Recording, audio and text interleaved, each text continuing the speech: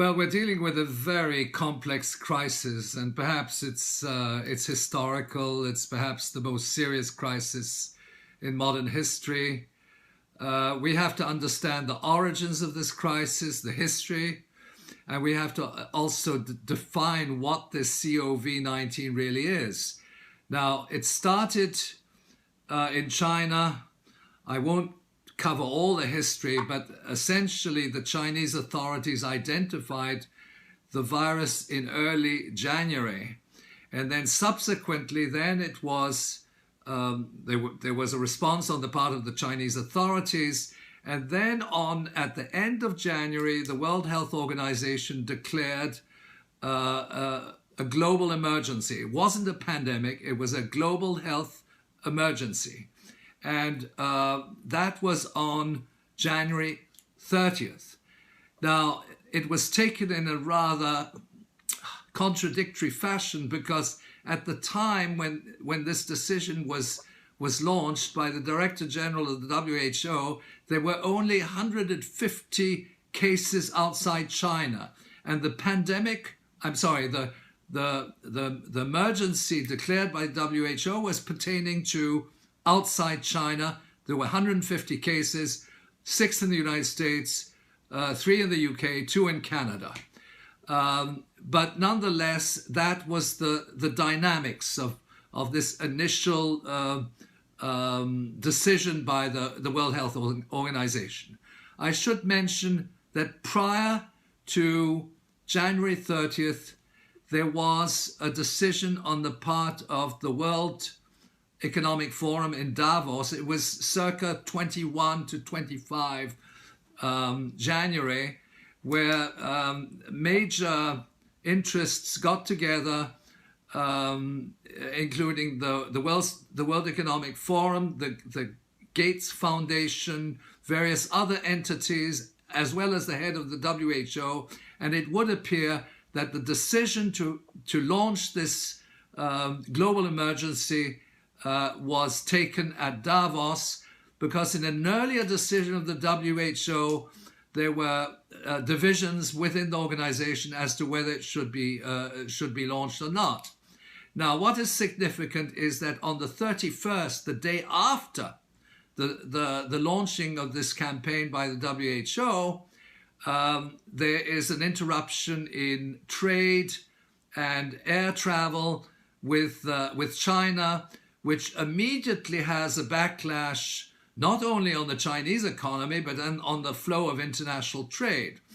And at the beginning, the numbers were very reasonably low. In effect, 150 cases for a population, a world population minus China, which runs about 6.4 billion people.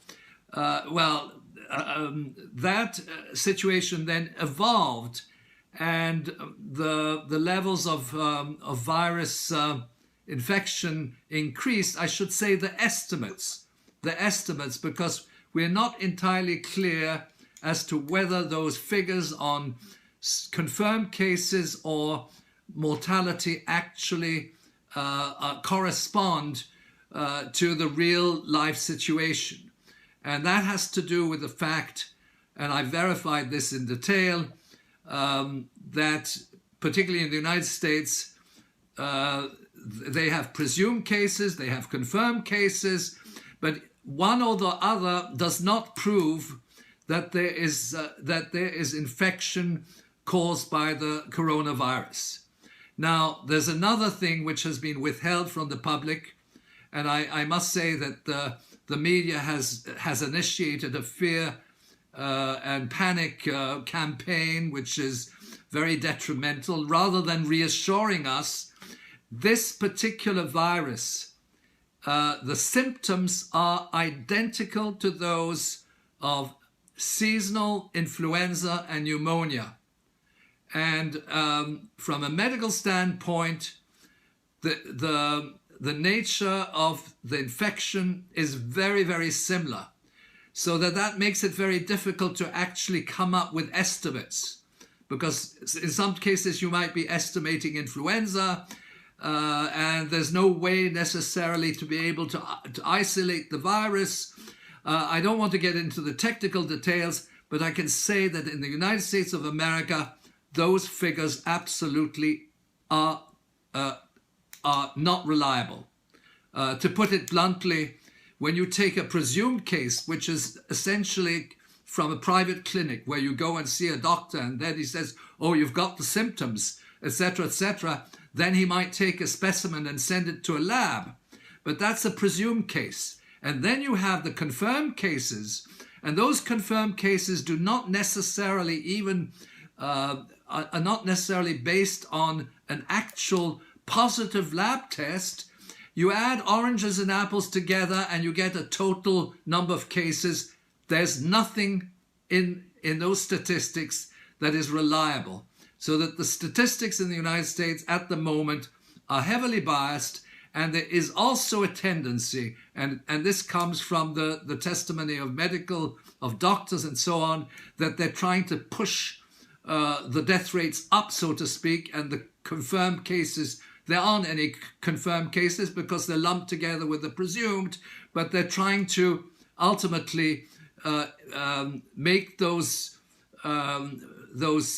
figures increase, and that is tied in with the fear campaign which is launched by the media. Now, what is very disturbing is that some of the protagonists and main actors in the United States, I'm talking about the Center for Disease Control on the one hand and various other entities, they are very specific when they publish in peer-reviewed journals in identifying the features of the coronavirus. They will say it very explicitly. And the WHO will say it very explicitly.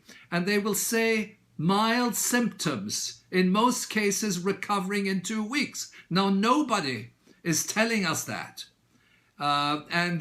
Nobody is telling us that this is not a dangerous infection.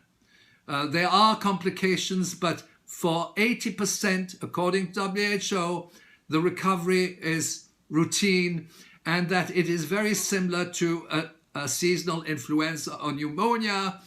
But what happens is that the specialists, which are senior government officials, they write in their peer-reviewed journal, New England Journal of Medicine, they rate one thing and they say it's similar to influenza, and then they go on CNN and they say it's 10 times worse than influenza.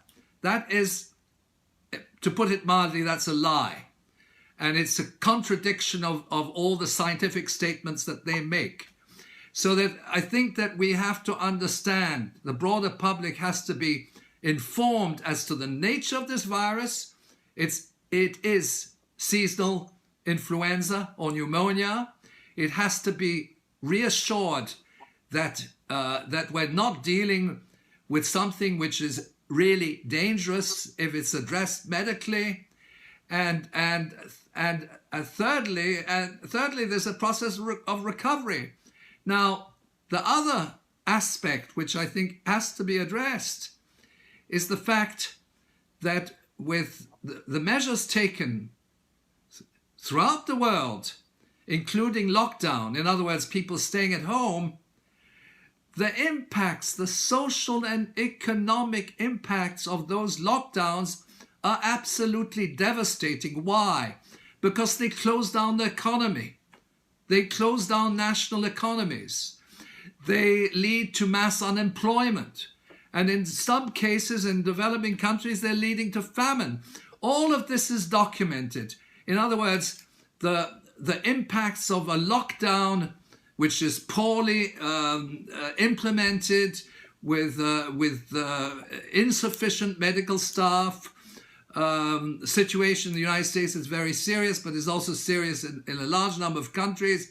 And in developing countries, it is absolutely beyond description, because 40 or 50% of the urban population they receive their pay on a daily basis. They might be self-employed, they have small businesses, And what these measures are doing is liquidating, literally liquidating small and medium-sized capital to the benefit of big business and big corporations.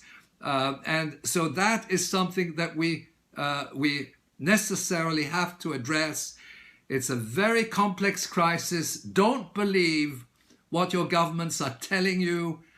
Consult the views of the medical profession, who are speaking out honestly and telling people what's happening, and analyze the statements of officials and see whether they're consistent.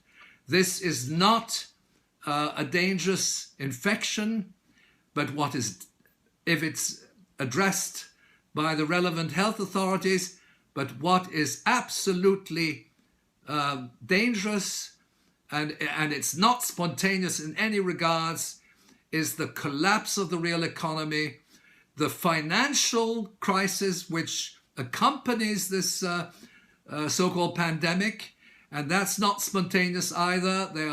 There's evidence that the stock markets are manipulated, and all this is leading into an impoverishment at the global level in both the Western countries as well as in the developing countries.